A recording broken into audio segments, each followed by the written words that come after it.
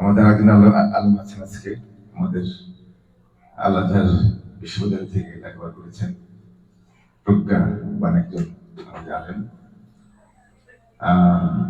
আজকের যে বিষয়বস্তু সেটা হলো উইজডম, মানে অর্গানাইজার হলো সিকার অফ উইজডম। যে উইজডমটা কিন্তু এই ওলিয়া ওলাদের মাধ্যম ছাড়া, দরবারি আলেমদের মাধ্যমে এই উইজডম পাওয়া যাবে না। তারা আলেম হতে পারে, শিক্ষিত হতে পারে, অনেক জ্ঞানী হতে পারে, কিন্তু উইজডম আর জ্ঞান দুটা আলাদা, ভিন্ন জিনিস। আমি যেটা বলতে চাচ্ছিলাম যে এই দুটি ধারা কিন্তু আমাদের ইসলামের মধ্যে, একটি হলো দরবারি আলেম, মারওয়ানি ইয়াজিদি আলেমদের, দরবারি আলেমদের মাধ্যমে ইসলাম এসেছে, একটা হলো ওলি আলেমদের মাধ্যমে ইসলাম এসেছে। আমার যতটুকু ক্ষুদ্র জ্ঞান, আমি আলেম না, আমি যতটুকু বুঝেছি এবং আমাকে যতটুকু জ্ঞান দিয়েছে সেই দিক থেকে আমি বুঝি যে নবুয়তের দরজা বন্ধ হয়েছে, কিন্তু বেলায়েতের দরজা চালু হয়েছে। আর সে বেলায়েত হলো মওলা আলী থেকে। মওলা আলী থেকে বেলায়েতের শুরু, এবং মওলা আলী আলাইহিস সালামের মাধ্যমেই তার বংশধর এবং তার শিষ্যরাই ওলিয়া হয়েছে। সেই কারণে এই দরবারি আলেমদের সাথে এই আউলিয়াদের একটা দ্বন্দ্ব। দরবারি আলেমরা সবসময় এই মওলা আলীর বংশধরদের, হাসিমেদের অথবা ওলিয়াদের বিরুদ্ধে ফতোয়া দিয়েছে। যেমন আমরা জানি যে আব্দুল কাদের জিলানী রাহমাতুল্লাহির বিরুদ্ধে তৎকালীন দরবারি আলেমরা বেদাতি ফতোয়া দিয়েছে। তো এই যে আপনার ওলিয়াদের ধারা, সেটাই হলো সত্যিকার ইসলাম। আমি বক্তব্য দেখে দেব। আজকে আমাদের যে চিফ গেস্ট, ওনার কাছ থেকে শুনবো, আমাদের জন্য দোয়া করবেন যে আহলে বায়তের যেন আমরা বন্দনা করতে পারি, ওলিয়াদের যারা দেশে ইসলাম এনেছেন, সারা বিশ্বে তাদের সেই পথ যেন আমরা খুঁজে পাই। কারণ ইহদিনা সিরাতাল মুস্তাকিম এবং সিরাতাল লাযিনা আন'আমতা আলাইহিম, এখানে আল্লাহ বললেন আমি আমাদেরকে শিখে দেন এই যে হে আল্লাহ আমাদের কোরআন এবং হাদিস জানার তৌফিক দেন। আমাদের বলা হয়েছে যে ওই সমস্ত মানুষের রাস্তা যাদের প্রতি আল্লাহর রহমত বর্ষিত হয়েছে। আল্লাহর রহমত প্রাপ্ত মানুষ হলো সবচেয়ে বড়, হলো আমাদের আহলে বায়ত, সবচেয়ে বড় রহমত প্রাপ্ত মানুষ। তারা বেহেশতের সর্দার, বেহেশতের সর্দারদের রাস্তা সেই ওলিয়াদের রাস্তা। আমরা সবসময় বলি আল্লাহুম্মা সাল্লি আলা মুহাম্মদ ওয়া আলা আলি মুহাম্মদ। শুধু নবীর উপরে দরুদ শরীফ পড়ি আমরা করি না, আমরা দরুদ শরীফ পড়ি, দোয়া করি নবী এবং নবীর বংশধর। সেই জিনিসটা আলোচনা হয় না, এটা রাজনৈতিক কাজ, ওই দিকে আমি যাচ্ছি না। তো যাই হোক, আজকে আমরা আপনার বক্তব্য শুনবো, এসব বক্তব্য আমার জন্য দোয়া করবেন ইনশাআল্লাহ। মাশাআল্লাহ, অনেক সুন্দর বক্তব্য রেখেছেন। অনেক অনেক ব্যস্ত মানুষ, আপনার জন্য দোয়া করি আল্লাহ তাআলা মওফিক দান করুন।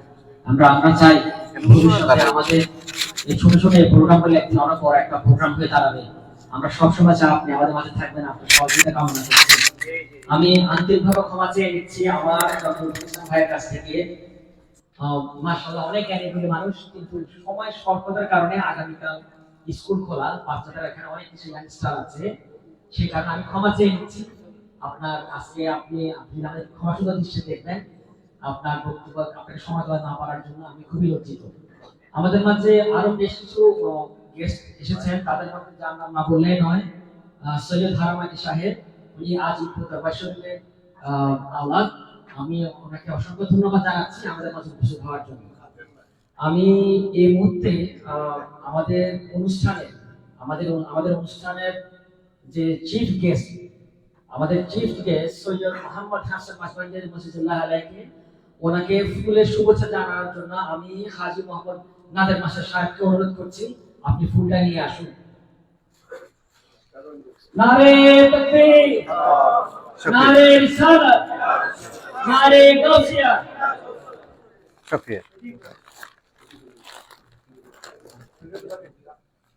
আমি আর সময় নষ্ট না করে আমি এখন মূল্যবান বক্তব্য রাখার জন্য অনুরোধ করব আমাদের চিফ গেস্ট সৈয়দ মোহাম্মদ হাসান নাজমাকে।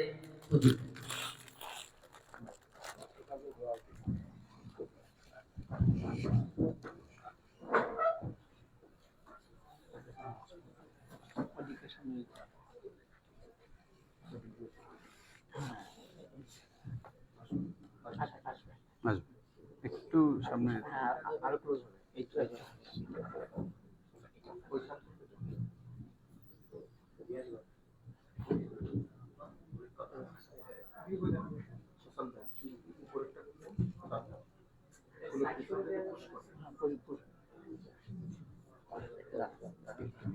আমি দাঁড়িয়ে যাই, এটা আচ্ছা আসবে না।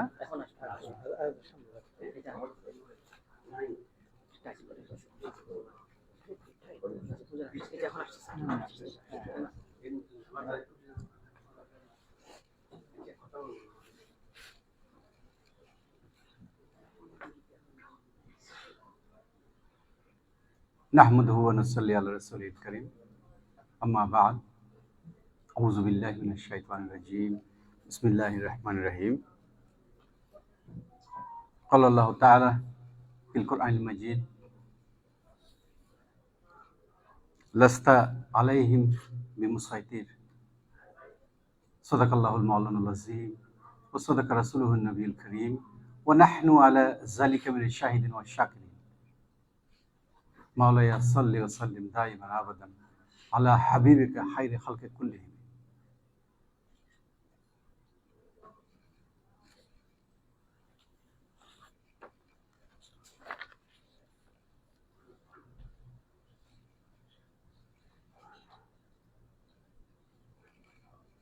Seekers of wisdom New York কর্তৃক আয়োজিত আজকের এই স্পিরিচুয়াল ইভিনিং এর উপস্থিত সম্মানিত সভাপতি, প্রখ্যাত ওলি হযরত নসরুদ্দিন সিপাহ সালারের উত্তরসূরি আল্লামা সৈয়দ জুবায়ের আহমেদ, উপস্থিত আছেন কিনোট স্পিকার, বর্তমান সময়ের একজন অত্যন্ত গুরুত্বপূর্ণ দায়ী, আলেমে দ্বীন, শেখ ডক্টর সাইফুল আজম আল আজহারি মুনতাজিল্লাহুল আলী। উপস্থিত আছেন আহলে সুন্নাত ওয়াল জামাতের সদস্যবৃন্দ, বিভিন্ন তরিকতের সংগঠনের সদস্যবৃন্দ, Gausia committee, Maizbhandari Gausia hoc committee, আরও আমি হয়তো সবাই প্রত্যেকটি সংগঠনের নাম আমার জানা নেই। সবাই উপস্থিত যারা আছেন এবং আশিকানে মুস্তাফা সাল্লাল্লাহু তাআলা আলাইহি ওয়াসাল্লাম, আশিকানে বলি আসসালামু আলাইকুম ওয়া রাহমাতুল্লাহি ওয়া বারাকাতুহু। আলহামদুলিল্লাহ, আমি অত্যন্ত আনন্দিত বোধ করছি যে আল্লাহ রাব্বুল আলামিন আমাকে এই অনুষ্ঠানে, মাহফিলে হাজির হওয়ার তৌফিক দিয়েছেন। পরম করুণাময়ের দরবারে অগণিত শুকরিয়া আদায় করছি। আপনাদের সাথে সাক্ষাৎ হলো, কিছু রুহানি আলাপ হলো, আমার অন্তর সিক্ত হলো, হৃদ্য হলো।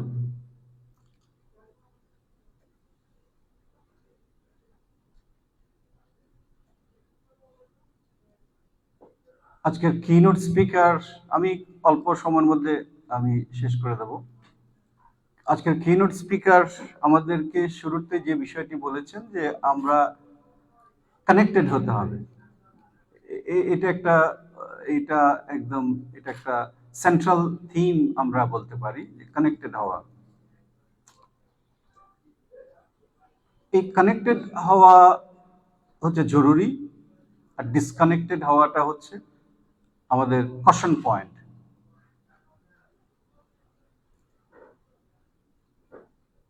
আমরা যেটা দেখছি যে বর্তমান পৃথিবীতে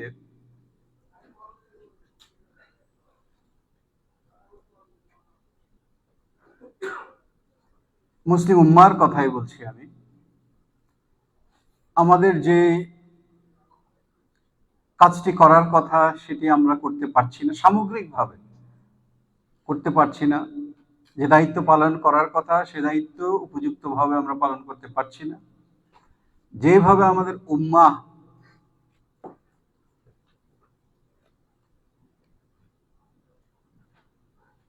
পারস্পরিক একটি অবস্থানে থাকার কথা সেটিও আমরা থাকতে পারছি না।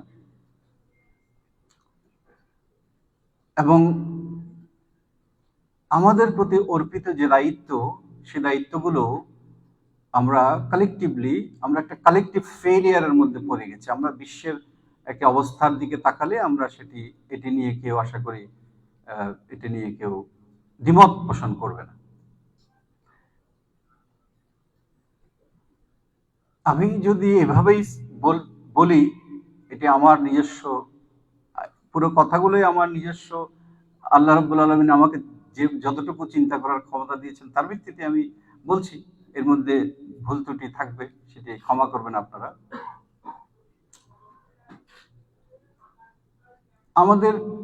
আমি ভাবি যে এটি এই ডিসকানেকশন থেকে হয়েছে কিনা।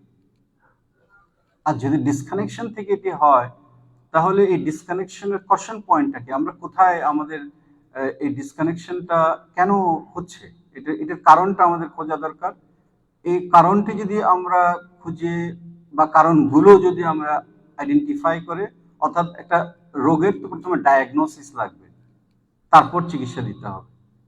প্রেসক্রিপশন আমাদের আছে, আমাদের ফার্মেসিও আছে, সবগুলো ওষুধ থরে থরে সাজানো আছে, শুধু সঠিক ওষুধটা বেছে নেওয়ার প্রয়োজন।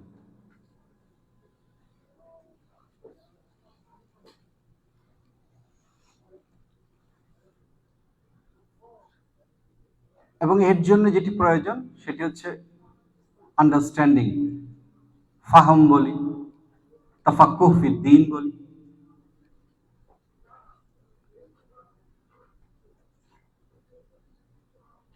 এই আন্ডারস্ট্যান্ডিং যদি সঠিক না হয়, অর্থাৎ ইসলামকে,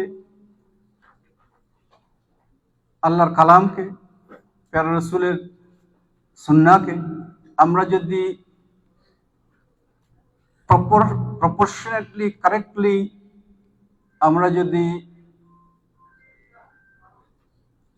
আমাদের চিন্তা চেতনায় ধারণ করতে না পারি, ইমপ্রপার ম্যানারে যদি আমাদের আন্ডারস্ট্যান্ডিং ডেভেলপ করে, তাহলে কিন্তু আমাদের এই পরিণতি হওয়ার কথা। সেখান থেকে আমি যেটা কনক্লুশন আমি ড্র করছি, যে আমার মনে হচ্ছে যে আমরা আসলে ইন এ প্রপার ম্যানার আমরা আন্ডারস্ট্যান্ড করতে পারছি কিনা। না হলে গত 500 বছর ধরে আমরা ক্রমাগত পিছিয়েছি কেন? আমাদের তো পৃথিবীকে অনেক কিছু দেওয়ার ছিল, আমরা কতটুকু দিতে পেরেছি আর কতটুকু দেওয়া উচিত ছিল, তার এই ব্যালেন্স শিটটা যদি আমরা তৈরি করি, তাহলে কিন্তু আমরা দেখতে পাবো যে আসলে আমরা অথৈ সাগরে ভেসে বেড়াচ্ছি। কিন্তু এরকমটি হওয়ার কথা ছিল না। কেন হয়েছে এবং আমরা কি করছি? ইসলাম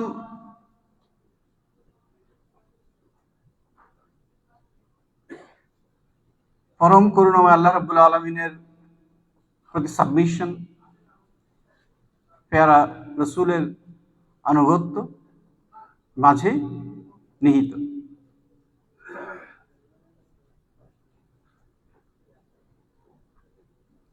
এখন এই ইসলামের রূপরেখাকে আমরা কিভাবে ধারণ করছি, এই সামগ্রিক ইসলামের এই বিশাল ক্যানভাসকে আমরা কিভাবে, এই বিশাল ক্যানভাস থেকে আমরা কেমন করে এই রাজকোষ থেকে কিভাবে আমরা রত্নগুলোকে উদ্ধার করছি, কিভাবে সেটিকে সঠিকভাবে সাজিয়ে আমরা মালা গাঁথছি, এটির উপরেই কিন্তু আমাদের সফলতা নির্ভর করে। আমার কাছে যেটি মনে হয়েছে যে আমরা ইসলাম এর যে রুহানিয়ত এবং ইসলামের যে দুনিয়া যেভাবে গাইড করা হয়েছে, দুনিয়াকে ডিল করা এবং রুহানিয়তকে ডিল করা, এই দুটোর মধ্যে যে সামঞ্জস্য থাকার কথা, সেই সামঞ্জস্য আমরা বজায় রাখতে পারিনি। একটা ইমব্যালেন্স হয়ে গেছে, যে ইমব্যালেন্সের ফলে আমরা অনেকগুলো ন্যারেটিভের মধ্যে অভ্যস্ত হয়ে গেছি, যে ন্যারেটিভগুলোকে স্ক্রুটিনাইজ করা দরকার। আমি যে কুরআনুল কারীমের আয়াত শরীফ আমি তেলাওয়াত করার চেষ্টা করেছি, সেটির অর্থই হচ্ছে আল্লাহ রাব্বুল আলামিন বলছেন প্রিয় নবীকে, ওনার রোলটা এখানে বলছেন। এখানে একটা অনুবাদ আছে, সেই অনুবাদটা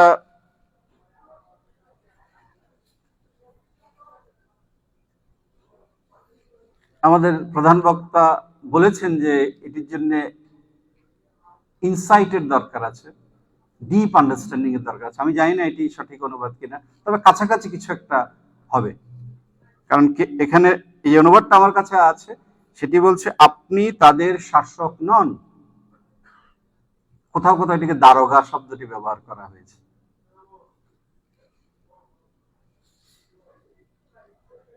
এটা সূরাতুল গাশিয়ার 22 নম্বর আয়াত। তো নবী আপনি শাসক নন, তাহলে আপনি আপনার রোলটা কি? এই রোলের কথা আমি আজকে যে কথাগুলো বলছি, এগুলো আমি আসলে পরশুদিন আমাদের বস্টনে একটা প্রোগ্রাম ছিল, সেই কথাগুলো আসলে এক ধরনের রিপিট করছি।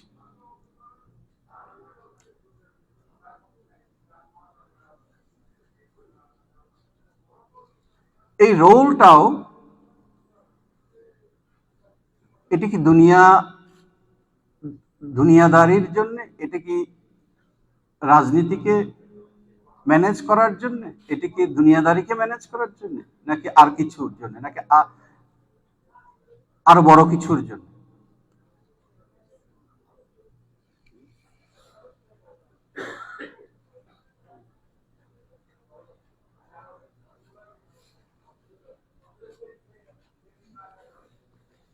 আমরা সূরা জুমআ থেকে একটা আয়াত শরীফের আমি অনুবাদটি আমি পড়ছি, আবারও বলছি, হয়তো এটি একেবারে অত্যুত্তম একটি অনুবাদ হবে না, কিন্তু আশা করছি কাছাকাছি অর্থ বোঝা যাবে।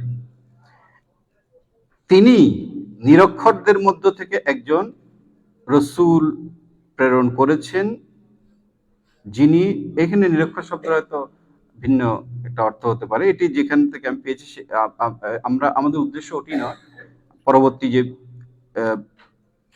আল্লাহ রসুলের যে রোলটি সেটি বর্ণনা করা হয়েছে পরে, সেটি আমাদের আলোচনার উদ্দেশ্য। যিনি তাদের কাছে পাঠ করেন তার আয়াত সমূহ। রাসূল সাল্লাল্লাহু আলাইহি ওয়াসাল্লামের রোলটা এখানে ডেসক্রাইব করছে। এটি সূরাতুল বাকারাতেও আছে, সূরা আলে ইমরানেও আছে, একই ধরনের, মোটামুটি একই ধরনের।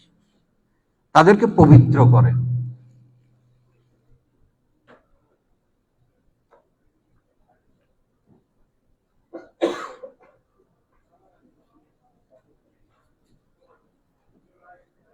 ইউজাক্কিহিম, তাদেরকে পবিত্র করেন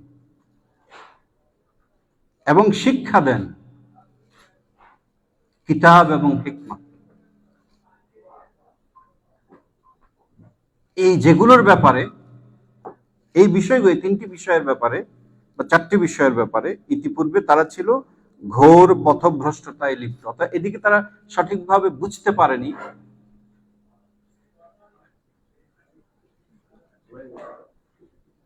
আল্লাহ নবীর কাছ থেকে কি শিক্ষাটি গ্রহণ করবে, উনি কি দিতে এসেছেন সেটি সঠিকভাবে বুঝতে পারেননি। এই ঘোষণা দিয়ে আল্লাহ রাব্বুল আলামিন আমাদেরকে আল্লাহ রসুলের যে কর্মপরিধি সেটি বলছেন। এখানে এটা হচ্ছে পাঠ করেন তার আয়াতসমূহ, তাদেরকে পবিত্র করেন এবং শিক্ষা দেন কিতাব ও হিকমত। এখান থেকে আমরা বুঝতে পারছি যে আসলে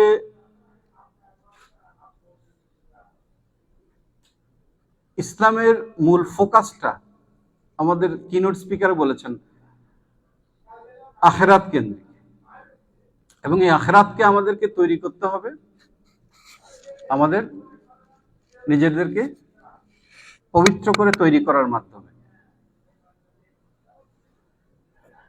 অর্থাৎ রুহানিয়তের একটি বিশাল চর্চার একটি উর্বর ক্ষেত্র হচ্ছে ইসলাম।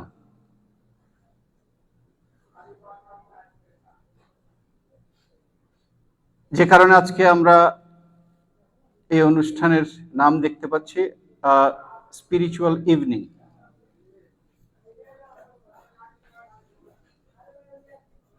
অর্থাৎ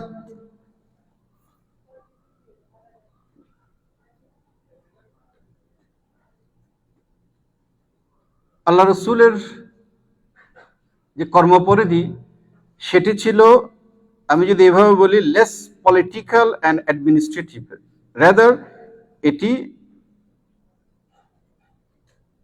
মোর অফ এ স্পিরিচুয়াল।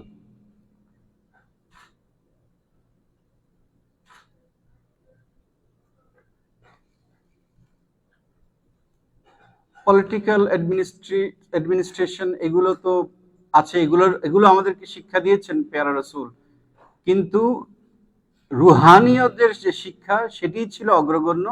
ইসলামের ক্যানভাসে যদি আমরা বলি, এই যে পলিটিক্যাল অ্যাডমিনিস্ট্রেটিভ ইস্যুগুলো হচ্ছে একটা পার্শিয়াল ইস্যু, আর এর পুরো ক্যানভাসের প্রধানত জুড়ে আছে স্পিরিচুয়ালিটি, রুহানিয়ত। এখন আমরা যদি এই প্রপোর্শনটাকে কোনো মতে আমাদের চেক করতে চাই আমরা একটু করে, যে এটিকে আমরা ঠিক রেখেছি প্রপোর্শন, নাকি আমরা পাল্টে দিয়েছি এই প্রপোর্শনটাকে।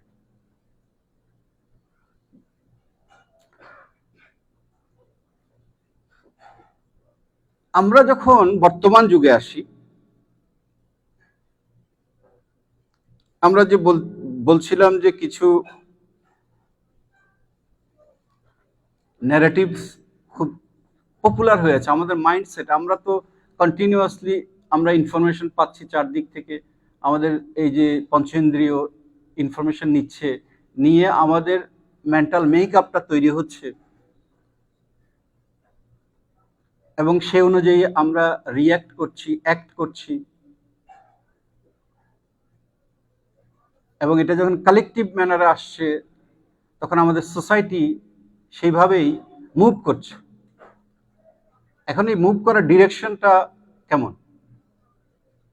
আমি দেখেছি আমি দেখেছি যে কিছু জায়গায় কিছু কথা বলা হয়েছে, কোরআন একটি সংবিধান।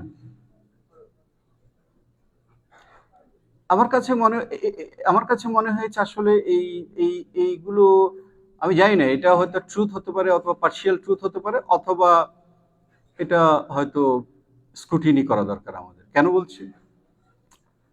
সংবিধান আমরা জানি পরিবর্তনশীল। সংবিধান একটা দুনিয়াবি পরিচালনা সচরাচর যেভাবে আমরা দেখি।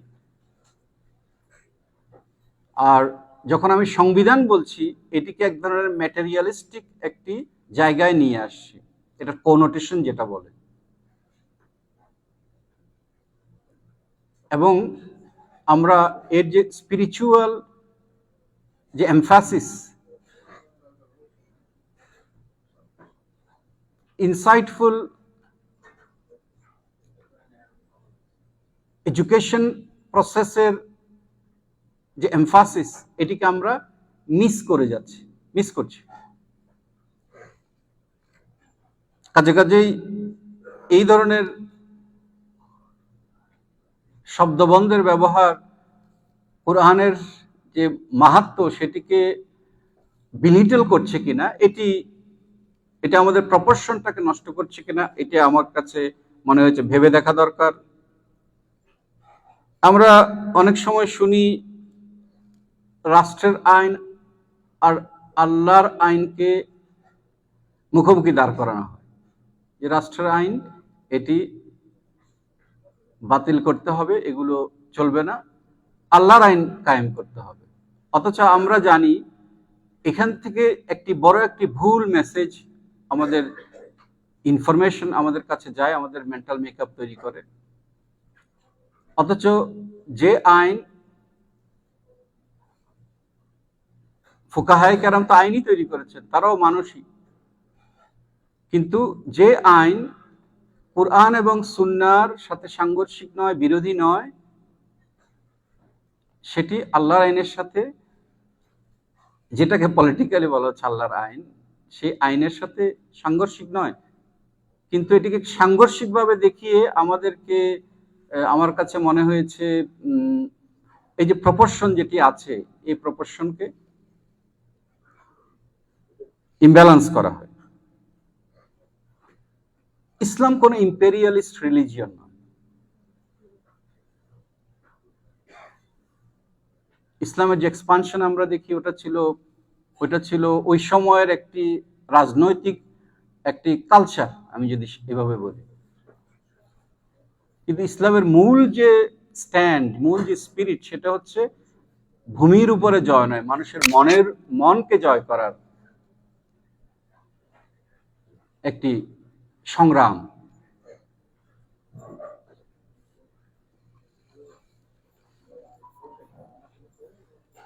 তো এই ধরনের অনেকগুলো ফলস ন্যারেটিভ আছে, এবং আরো কিছু যে সমস্যা আমরা দেখেছি, যে আমরা দেখতে পেয়েছি, যে আমরা জানি আল্লাহর আউলিয়া কেরামগণ এই স্পিরিচুয়াল ভ্যালুজ গুলো আমাদের মাঝে বপন করে দিয়েছেন, সেখান থেকে যুগে যুগে এটি বহন করে এসেছে। আমরা আমাদের অন্তর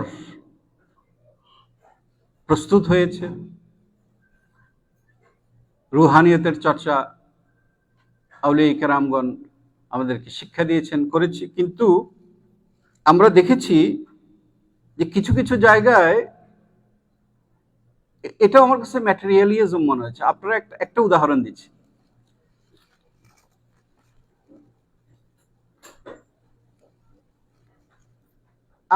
আমি অন্তত দেখেছি, আপনারা নিশ্চয়ই দেখেছেন, যে চট্টগ্রামে সেটি অনেক বেশি, অন্য জায়গায় হয়তো আছে, বাবরি চুলের কোনো মানুষকে দেখলেই বাবরি চুলের নামটি বলা হতো ভান্ডারি চুল।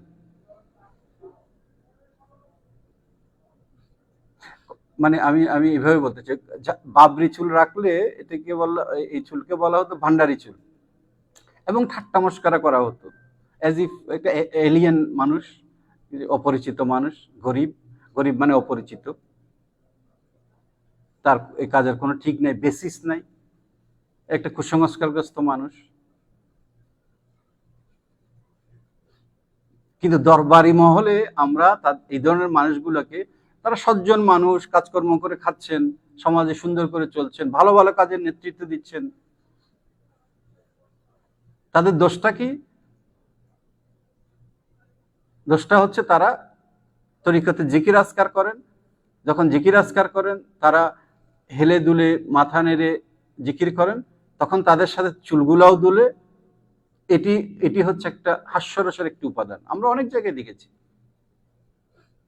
কিন্তু আনফরচুনেটলি আমরা বুঝতেই পারিনি যে এটি আসলে সুন্নতি চুল, এটি ভান্ডারি চুল না।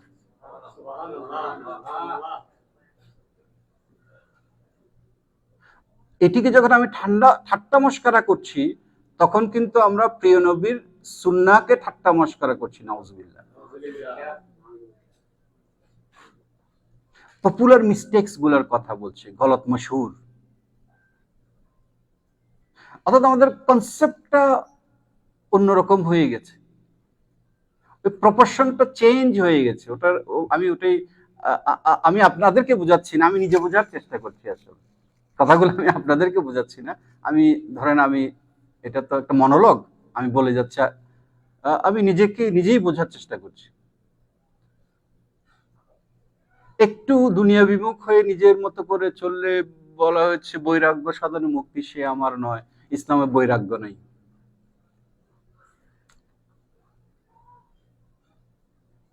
হ্যাঁ, ইসলাম দুনিয়াকে সাজানোর দায়িত্ব দিয়েছে আমাদেরকে, পরিবারের দায়িত্ব পালন করার নির্দেশ দিয়েছে, এগুলো সব দায়িত্ব পালন করা। কিন্তু বিশেষ অবস্থায় বিশেষ মানুষের জন্য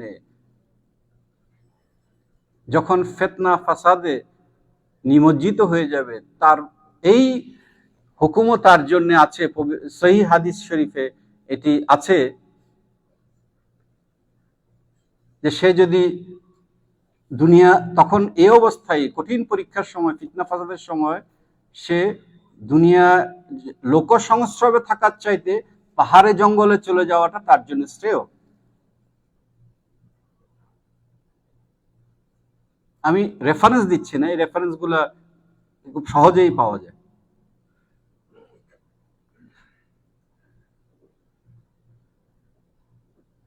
অর্থাৎ এখানেও আমরা ইসলামের অপোজিট একটা কনসেপ্টকে আমরা, একজন ওলি যখন উনি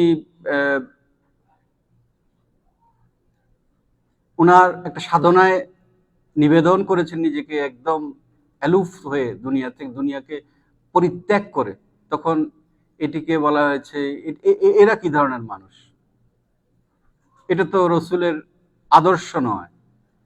এখন রসুলের আদর্শ, আমি যা বুঝি তা রসুলের আদর্শ, এইভাবে যখন আমি জাজ করি, তখন কিন্তু আসলে আমি আমার নফসের দাসত্ব করি। হোলিস্টিক যে অ্যাপ্রোচ, সে অ্যাপ্রোচকে আমি ডিনাই করি। সামগ্রিকভাবে ইসলামকে দেখা, সুন্নাহকে দেখার যে তাগিদ, সে তাগিদকে আমি অগ্রাহ্য করছি। তো এইভাবে আমরা নানানভাবে, এগুলো আমার কাছে মনে হয়েছে কেন আমরা আমরা ক্রমাগত আমরা ওয়াল তৈরি করেছি ব্রিজ তৈরি করার বদলে। ইসলাম আমাদেরকে ব্রিজ তৈরি করার কথা বলেছে, আহলে কিতাবদের সাথে পারিবারিক সম্পর্কের কথা বলেছে, এটিতে ব্রিজ করার জন্য, ওয়াল তৈরি করার জন্য। আমাদের জন্য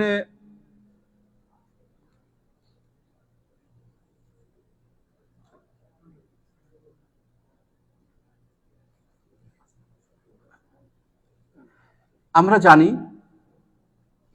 যে মুসলিমদের হাতে অমুসলিমদের উপাসনালয় নিরাপদ, এটি হচ্ছে ইসলামের উসুল। এটি নিয়ে কোনো কেউ বিতর্ক করে না। কিন্তু আমি দেখেছি যে সম্ভবত সুলতান মাহমুদ গজনবী, উনি 17 বার সোমনাথ মন্দির আক্রমণ করেছেন। এটি ছিল ওনার একটা পলিটিক্যাল ডিসিশন, পলিটিক্যাল মিস্টেক। এটি কোনো ইসলামিক কোনো Islamic an action or a move based on Islamic principal ছিল না। এটা ওনার পার্সোনাল একটা অ্যাডভেঞ্চার ছিল, এবং যেহেতু এটা ইসলামের উসুলের সাথে যাচ্ছে না, আমরা এটাকে ওন করতে পারি না। কিন্তু আমি অনেক সময় দেখেছি এই জিনিসটা অনেক বিজ্ঞ মানুষকেও আমি বোঝাতে ব্যর্থ হয়েছে। এগুলোর কারণটা মনে হয়েছে ওই যে আমরা যে দুনিয়াদারি বলেন, বা আমি যদি এটাকে আরেকটু ফর্মালাইজ করি, পলিটিক্স আমাদেরকে না, হ্যাঁ, আমাদের মনকে গ্রাস করেছে। আমরা ইসলামের উপরে আমরা পলিটিক্সকে আমরা জায়গা দিয়ে দিচ্ছি, সিয়াসতকে। ইসলামকে আমরা একটা পলিটিক্যাল রিলিজিয়ন বানিয়ে ফেলছি কিনা দেখা দরকার। প্যারা রসুল, যিনি একজন স্পিরিচুয়াল লিডার, ওনাকে একজন পলিটিক্যাল লিডার হিসাবে নামিয়ে আনছি কিনা। কোরআনকে একটা স্পিরিচুয়াল বুক সেটিকে আমরা একটা পলিটিক্যাল বুক বানিয়ে ফেলছি কিনা, এগুলো আমাদের একটু চেক করে দেখা দরকার। এবং এইগুলোর কারণে আমাদের আসলে মূল আন্ডারস্ট্যান্ডিংটা, ভুল বার্তাগুলো আমাদের ভেতরে যাচ্ছে কিনা, এবং এই ভুল বার্তার কারণে আমাদের ভুল মানসিকতা তৈরি হচ্ছে কিনা, এবং এই ভুল মানসিকতা আমাদেরকে ভুল জায়গায় পৌঁছে দিচ্ছে কিনা, যার ফলে আমরা আমাদের দায়িত্ব পালন করতে ব্যর্থ হয়ে যাচ্ছি, এটি আমাদেরকে একটু চেক করা দরকার। ডিসকানেক্ট করে দিচ্ছে কিনা আমাদেরকে।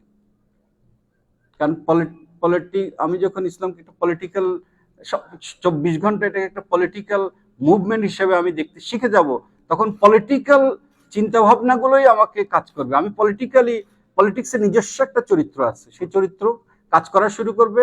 ইসলামের যে প্রিস্টিন পিওর বিউটি সিম্পলিসিটি, এটাকে ওই পলিটিক্সের যে নিজস্ব যে ক্যারেক্টার, ওটা গ্রাস করে নেবে, এবং ওই বিউটি সিম্পলিসিটি, প্রিস্টিন যে সিম্পলিসিটি বিউটি, ওটাকে ধ্বংস করে দেবে। এটাকে একটা মেকানিক্যাল একটা অবস্থায় নিয়ে চলে যাবে। তো এগুলো আমার কাছে মনে হয়েছে, এবং এগুলোর ফলে কি হবে, আমরা একটা লাইট হাউস আমরা ধ্বংস করে দেব। আমরা দেখতে পাচ্ছি এগুলোর আলামত। আমি জানি না, আমি শুধু আমি ভুল বুঝবেন না, মানে মানুষের জীবনে পলিটিক্সের দরকার নাই, কোনো মুসলিম পলিটিক্স করবে না, বিষয়টা আমি এটা বলছি না। কিন্তু অ্যাডমিনিস্ট্রেশন, একজন জাজ, উনি একটা ভোট দিতে পারেন, কিন্তু উনি একটি দলের সদস্য হতে পারেন না। একজন আর্মি জেনারেল ভোট দিতে পারেন, কিন্তু উনি একটা রাজনৈতিক দলের সদস্য হতে পারেন না। তাহলে এখন এই যে লাইন অফ ডিমার্কেশন, আমরা আসলে রিলিজিয়ন অ্যান্ড পলিটিক্সের মধ্যে, ইসলাম এবং রাজনীতির মধ্যে যে একটি মুসলিমের তো অবশ্যই একটা রাজনীতি থাকবে, ইসলামের নৈতিকতার আলোকে সে তার রাজনীতিকে তৈরি করবে, সলিডলি ফাইন, বিউটিফুল। কিন্তু আমরা এই ইসলাম এবং রাজনীতির মধ্যে যে একটি লাইন অফ ডিমার্কেশনও আছে, এটিকে আমরা রেখেছি না এটিকে আমরা বিলীন করে দিয়েছি, এটিও আমাদের ভেবে দেখা দরকার। এটি যখন হবে, তখন আমরা লাইট হাউসগুলোকে ধ্বংস করে ফেলবো। প্রমাণ হচ্ছে আমরা আল্লাহর আউলিয়া কেরামের মাজারগুলোকে নিশ্চিহ্ন করার জন্য যত রকমের ন্যারেটিভ তৈরি করা দরকার সব করেছি, যত রকম ইনফরমেশন ওয়ার্ড দরকার সব করছি। ডিসইনফরমেশন, মিসইনফরমেশন দিয়ে আমরা আউলিয়া কেরামের মাজারগুলোকে স্টিগমাটাইজ করছি। এগুলো কুসংস্কারের কেন্দ্র, এগুলো কোনো ভালো কাজে নাই। এখন এইভাবে বলে এগুলোকে যখন আমরা বিষিয়ে তুলছি মানুষের মনকে, তখন মাজার ভাঙার উৎসবে মেতে উঠবে। মাজার যখন নিশ্চিহ্ন হয়ে যাবে, তখন সেই ওলির স্মরণ নিশ্চিহ্ন হয়ে যাবে, সেই ওলির আদর্শ শিক্ষা নিশ্চিহ্ন হয়ে যাবে। তাহলে আমরা পৌঁছাবো কোথায়?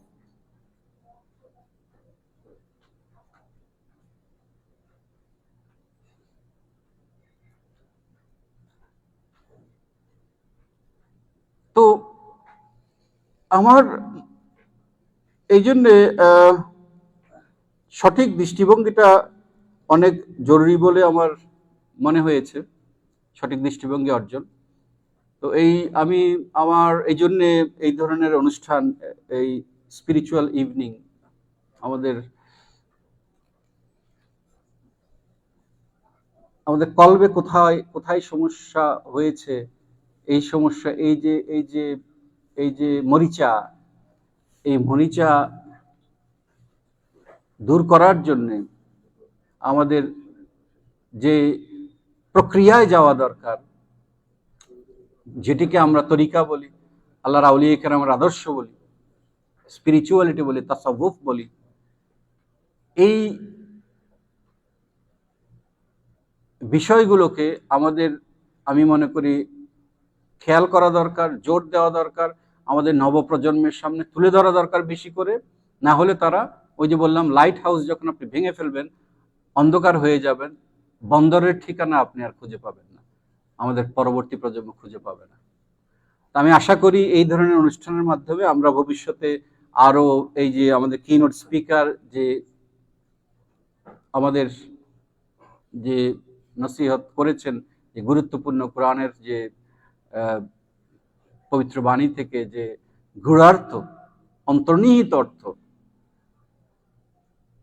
আমাদের সামনে উপস্থাপন করেছেন, এগুলো আমাদের পরবর্তী প্রজন্ম যাতে জানতে পারে। বিশেষ করে আউলিয়া কেরামগণ কিভাবে তারা প্রবলেম সলভ করেছেন, ক্রাইসিস ডিল করেছেন, ম্যানেজ করেছেন, কনফ্লিক্ট রিজলভ করেছেন, এইগুলোর দিকে যাতে তাদেরকে আমরা ইনফরমেশনগুলো পৌঁছে দিতে পারি আরো বেশি করে,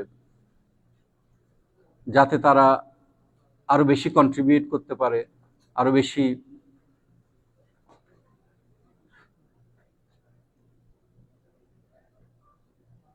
পৃথিবীর নির্মাণের দিকে এগিয়ে যেতে পারে, সেই চেষ্টা আমাদের করতে হবে। আমি আশা করি এই ধরনের অনুষ্ঠানগুলো সেই দিকে আমাদেরকে বিপুলভাবে সাহায্য করবে ইনশাআল্লাহ। তো আমি ধন্যবাদ, আমার আসলে কথা শেষ। আমি আমাদের কিনোট স্পিকারের বক্তব্যের আলোকে আমি কথা বলেছি। আমি মূলত, আমি জানি না আমি কমিউনিকেট করতে পেরেছি কিনা, আমি বোঝাতে পেরেছি কিনা। আমি যেটা, ওই যে হুজুর যে বলছিলেন, উনি বোঝাতে চাচ্ছেন একটা কথা, উনি পাচ্ছেন না, আমারও তাই মনে হচ্ছে। আমি জানি না আমি যা বোঝাতে চেয়েছি তা বোঝাতে পেরেছি কিনা। তো আশা করি আমরা আবারও মিলিত হব কোনো সময় ইনশাআল্লাহ। তো আমাকে এখানে দাওয়াত করার জন্য অসংখ্য ধন্যবাদ। যারা এই গুরুত্বপূর্ণ অনুষ্ঠানের আয়োজন করেছেন তাদেরকে ধন্যবাদ। আল্লাহ রাব্বুল আলামিন তাদেরকে আরো বৃহত্তর প্রেক্ষাপটে এই ধরনের অনুষ্ঠান আয়োজনের তৌফিক দান করুন, এবং যারা সহযোগিতা করেছেন, নানানভাবে সাহায্য সহযোগিতা করে এই অনুষ্ঠান উপস্থিত থেকে আপনাদের জীবনের, এই আজকে হয়তো আপনাদের বিশ্রামের সময় ছিল, বিশ্রামকে উপেক্ষা করে আপনারা মাহফিলে উপস্থিত হয়েছেন। আল্লাহ রাব্বুল আলামিন সকলের খেদমত কুরবানিকে কবুল করুন। আসসালামু আলাইকুম ওয়া রাহমাতুল্লাহি ওয়া বারাকাতুহু।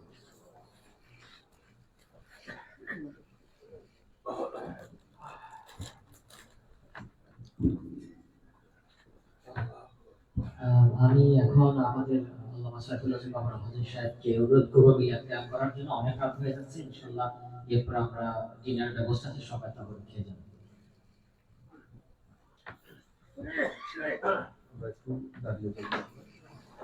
ইয়া নবী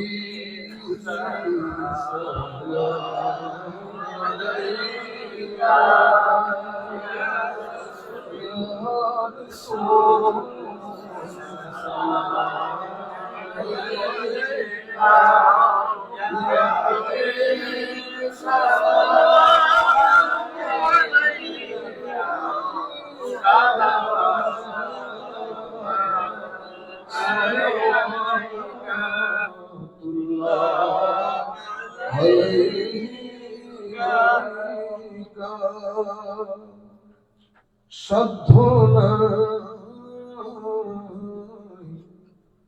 যেতে মদিনা,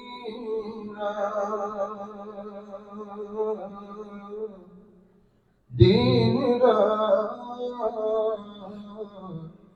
এই তো ভাবনা, দেখা দে নবী স্বপনে,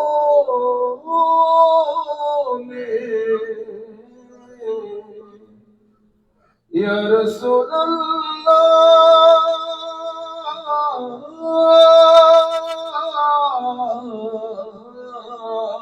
দেখা দেন নবী স্বপনে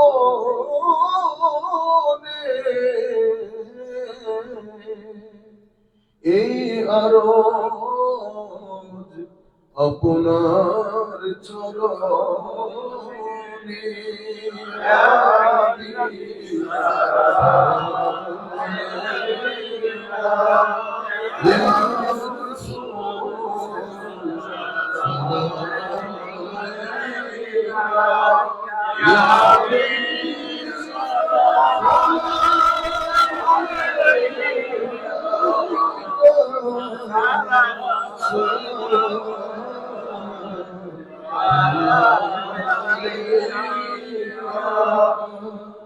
ওগো নবী সালাম করি দাঁড়াইয়া দেখা দে পর্দা উঠাইয়া দেখিব আপন নয়নে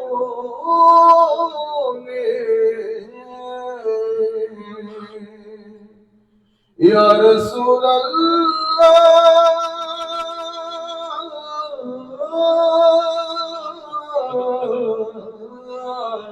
দেখিব আপন নয়নে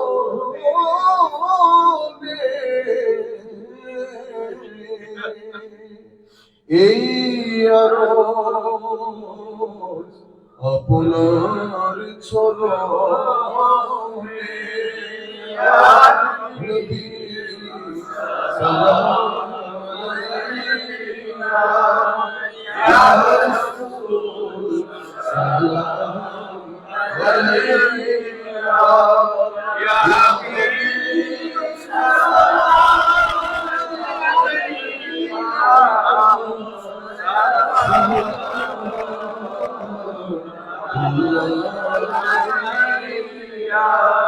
জিবরিল ডাকে বারংবার খুলে দাও আসমানের দুয়ার এসেছে নবীদের সরদার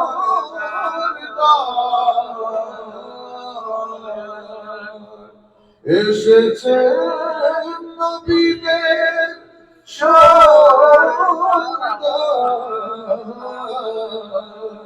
করিতে মওলার দিদার সালাম আলাইকা ইয়া রাসূল সালাম আলাইকা ইয়া হাবিব সালাম আলাইকা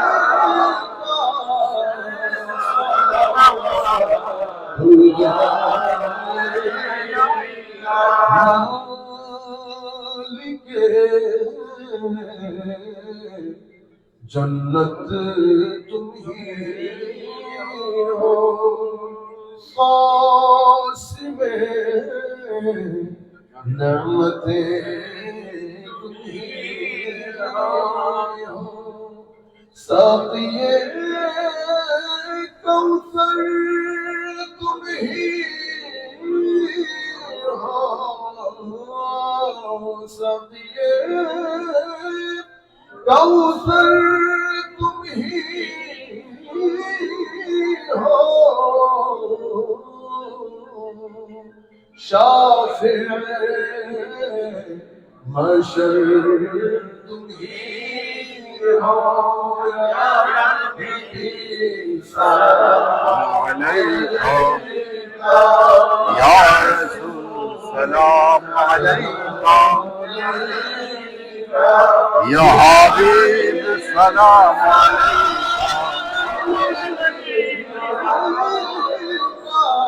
सलावतुल्लाह अलैका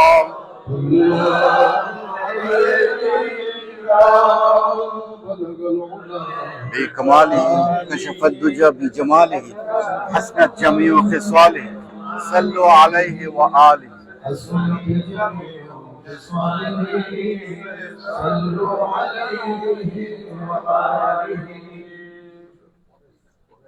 সভাপতি সাহেব দোয়াটা করে দিলে ভালো হবে।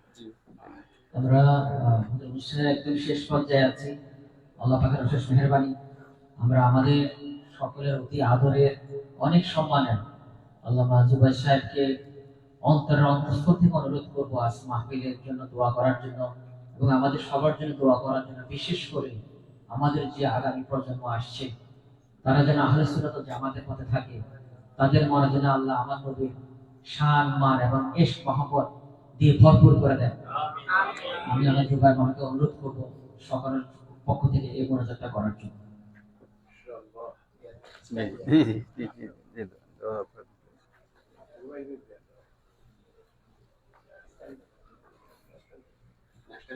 আলহামদুলিল্লাহ, আল্লাহ রাব্বুল আলামিনের অশেষ মেহেরবানিতে আজকে সিকার্স অফ উইজডম কর্তৃক আজকের এই স্পিরিচুয়াল ইভিনিং এ আল্লাহ সুবহানাহু ওয়া তাআলা আমাদেরকে শরীক হওয়ার যে তৌফিক দিয়েছেন, সবাই আলহামদুলিল্লাহ। আরো শুকরিয়া আল্লাহ রাব্বুল আলামিনের কাছে জানাই, আমাদের এই বাংলার অলিকুলের সম্রাট হযরত সাইয়েদনা আহমদুল্লাহ মাঝভান্ডার কুদ্দুস সাল্লাল্লাহু ওনার আওলাদকে আমরা আজকে স্পিরিচুয়াল ইভিনিং এ পেয়ে আল্লাহ রাব্বুল আলামিনের কাছে আবার আমরা শুকরিয়া বলি, আবার আলহামদুলিল্লাহ বলি। আলহামদুলিল্লাহ, আল্লাহ রাব্বুল আলামিন আমাদের এই স্পিরিচুয়াল ইভিনিং এ আল্লাহ ও তার রাসূলের এবং আউলিয়া কেরামের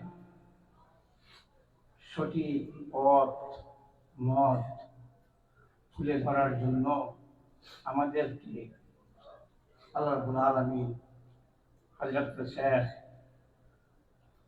শেখুল আজম আল আজহারিকে এই মাহফিল আমরা পেয়েছি। সবাই বলুন আলহামদুলিল্লাহ। আলহামদুলিল্লাহ। আজকের দোয়াটা আপনারা দূর দূরান্ত থেকে একবারে যার মুখের কথা শোনার জন্য, দেখার জন্য এসেছেন, আমি মনে করি উনি করবেন। একটি মিনিট একটি কথা আমি শরীক হতে চাই। আমরা সবাই জানি হাদিসে জিবরিল, হযরত জিবরিল আলাইহিস সালাম মানব বেশে আল্লাহ রাসূলের কাছে এসে যে তিনটি প্রশ্ন করেছিলেন সবাই জানেন, যদি ভুলে যান আবার গিয়ে একটু অনলাইনে আবার দেখে নিলে আবার আপনাদের সামনে চলে আসবে। 3 নম্বর যে কোয়েশ্চনটা ছিল, ইহসান কি? ওই ইহসানের ব্যাখ্যা আমরা সুফিজম বলি, আধ্যাত্মিকতা বলি, তাসাউফ বলি, ওইখান থেকে আমরা আরোহণ করে আমরা এই বিশ্বে তা প্রচার করে যাচ্ছি। আর কথাটাই সঠিক। ইহসান দুটি জিনিস সবাই জানেন, যে বলা হয় ইহসানের ব্যাখ্যাটা কি, যে আল্লাহকে আমরা দেখতেছি, আর তা যদি না হয় আল্লাহ সুবহানাহু ওয়া তাআলা আমাদেরকে দেখতেছে। এই দুটি শব্দের আরবি শব্দ হলো মুশাহাদা, একটি হলো মুরাকাবা। ইহসান দুটি জিনিস, একটা হচ্ছে মুশাহাদা আর একটি হচ্ছে মুরাকাবা। আমরা কিছু সুফি বাহার বলবো, বাদ বলাটা ঠিক নয়, ওগুলাকে ব্যাখ্যা বিশ্লেষণ দিতে গিয়ে আমরা মুরাকাবা নিয়ে গেছি আরেকদিকে, মুশাহাদা নিয়ে গেছি আরেকদিকে। আমরা যখন মুরাকাবায় বসি, আমরা শালিকদেরকে বলি তুমি সোহেল করো। আসলে জিনিসটা তাই নয়। মুরাকাবা হচ্ছে একটা ক্যামেরা। মুশাহাদা শাহেদ থেকে, মানে আমার সামনে আল্লাহ যদি হাজির হয় তাহলে আমি মুশাহাদার ক্লাসে, আর আমি ওই ক্লাসে না থাকি, আমার আল্লাহকে যদি আমি শাহেদ না করতে পারি, তাহলে আমি যেতে হবে কোথায়? মুরাকাবার মধ্যে। মুরাকাবা আল্লাহ সুবহানাহু ওয়া তাআলা আমাদেরকে দেখতেছেন। দেখবেন এই নিউ ইয়র্কে, আপনারা তো সবাই নিউ ইয়র্কে বসবাস করেন, বিভিন্ন আমেরিকা বসবাস করেন, ক্যামেরা লাগানো আছে। ক্যামেরাকেও কিন্তু আরবিতে মুরাকাব বলা হয়, মুরাকাব। তো ওই ক্যামেরা যখন আমরা ওইদিকে গাড়িটা নিয়ে পাস হয়ে যাই, আমার গাড়ির স্পিড যদি 70 উপরে থাকে, অন্য জায়গায় যেখানে কোনো ক্যামেরা নাই, কিন্তু ওইখানে যখন আসি স্পিডটা কমে দিই, কারণ ওই ক্যামেরা পাস হলে সেটা শেষ ম্যাপ খুলে দিয়ে ক্যাচ করে দিয়ে আমাকে টিকিট দিয়ে দিবে। ওইটা হচ্ছে মুরাকাবা। যে আমি জানি ওইখানে একটা ক্যামেরা বসানো আছে। তো শাহেদ ওইটা বলি আল্লাহদের মর্তবা, আল্লাহকে যারা দেখতেছেন তাদের মর্তবা, কুতুব, আক্তার, গৌস, কুতুব, বলি আফজাল, তাদের মর্তবা। আমরা এই মুরাকাবার মধ্যে, আমরা ওই সোহেলের মধ্যে না। হিসাবে বলেন যে মুরাকাবা চুপ করে বসো, ওইটা সারা দুনিয়া করো। আমরা ওইটাও একটা ক্লাস থাকতে পারে, রুহের একটা ক্লাস স্তর এস্টাবলিশ হতে পারে, গ্রহ হতে পারে, এটা একটা জিনিস। কিন্তু মুরাকাবা হচ্ছে আল্লাহ সুবহানাহু ওয়া তাআলা আমাকে সর্ব অবস্থায় দেখতেছেন। এই দুই ইসলামের মূল জিনিস। তিন নম্বর প্রশ্নে আল্লাহ রাসূলকে মাধ্যমে, জিবরিল আলাইহিস সালামের মাধ্যমে সারা দুনিয়া তাসাউফ বলেন, ইসলাম বলেন, শরীয়ত বলেন, হাদিস বলেন, তরিকত বলেন, মারফত বলেন, সবটা এই প্রশ্নের মধ্যে। তো আজকের এই যেহেতু এই কথাটা বললাম স্পিরিচুয়াল মিনিং, আর সবগুলা শেষ কথাটা একটি, আমরা যেভাবে আমাদের গাড়িগুলা ড্রাইভ করি, যে ক্যামেরা সামনে আসতেছে, এখন আমরা নিয়ন্ত্রণে থাকতে হবে, আর না হলে আমরা টিকিট খেয়ে ফেলবো। তো দ্রুপ আল্লাহ রাসূল জিবরাইল আলাইহিস সালামের মাধ্যমে আল্লাহ সুবহানাহু ওয়া তাআলা আমাদেরকে একটি ছবিতে দিয়েছে। এটা কিন্তু এখন ক্লাস, একটি ক্লাস, একটি হচ্ছে মুশাহাদার ক্লাস, আর একটি হচ্ছে মুরাকাবার ক্লাস। আমরা যারা ওই ক্লাসে না, আমরা সবাই আল্লাহ সুবহানাহু ওয়া তাআলা উনার দৃষ্টিগোচর, কুদরতের দৃষ্টিগোচরের মধ্যে আমরা। আর এটা মনে করলে আমাদের জীবন সার্থক হবে, আমাদের আজকে এই স্পিরিচুয়াল ইভিনিংটা সার্থক হবে। বিশেষ করে আপনারা সবাই যারা আসছেন আমাদের জন্য দোয়া করবেন এইভাবে, এবং যারা আমাদের এই সিঙ্গার অফ উইজডম, ওনারা যেন এইভাবে আমাদের প্রতিটি এলাকায় এলাকায়, স্টেট বাই স্টেট, প্রতি দেশে, গ্রামে গঞ্জে এইভাবে আমরা যেন কাজ করে যেতে পারি। ওয়াখির দাওয়ানা আলহামদুলিল্লাহি রাব্বিল আলামিন। আমি আমার নিজ থেকে আমি আশা করছি আজকে আপনি দোয়াটা করলে খুশি হবেন। اللهم آمين. الحمد لله رب العالمين والعاقبة للمتقين والصلاة والسلام على سيد المرسلين وعلى آله وأصحابه أجمعين. ربنا ظلمنا أنفسنا وإن لم تغفر لنا وترحمنا لنكونن من الخاسرين. إلهي تبت من كل المعاصي بإخلاص رضا للخلاص أغثني يا غياث المستغيثين بفضلك يوم يؤخذ بالنواصي. রব্বুল আলামিন, পরওয়ারদিগার আলম, আমরা আপনার বান্দারা, আপনার পেয়ারা হাবিবের উম্মত, দাবিদার হয়ে সমস্ত অযোগ্যতা নিয়ে আপনার মহান আউলিয়া কেরামের আদর্শের অনুসারী হয়ে যারা আপনার পেয়ারা হাবিবের সন্তুষ্টি কামনা করছে, আপনার সেই বান্দাগণকে নিয়ে আমরা সমবেত হয়েছি। আমি গুনাহগার সকলের পক্ষ হতে হাত তুলেছি। রব্বুল আলামিন এই মাহফিলে যার হাত আপনার দরবারে মকবুল, সে হাতের উসিলায় আমাদের ফরিয়াদ কবুল করে দিন, আমাদের গুনাহ খাতা ক্ষমা করে দিন, আমাদের ভুল ত্রুটি ক্ষমা করে দিন। যে উদ্দেশ্য নিয়ে আজকের এই মাহফিল আয়োজন হয়েছে, অন্তরাত্মার সাফাই, কলবের সাফাই, দুনিয়া বিমুক্ত জীবন, আপনার অভিমুখী জীবন, আপনার প্যারা হাবিবের অভিমুখী জীবন, এই জিন্দেগিতে উৎসাহিত হওয়ার জন্য, অনুপ্রাণিত হওয়ার জন্য, অনুধাবনে সক্ষম হওয়ার জন্য যে ইন্তজাম আজকে হয়েছে, যে আলোচনা হয়েছে, সমস্ত কিছু আপনি কবুল করে নিন। যারা আয়োজন করেছেন তারা যাতে এই আয়োজনকে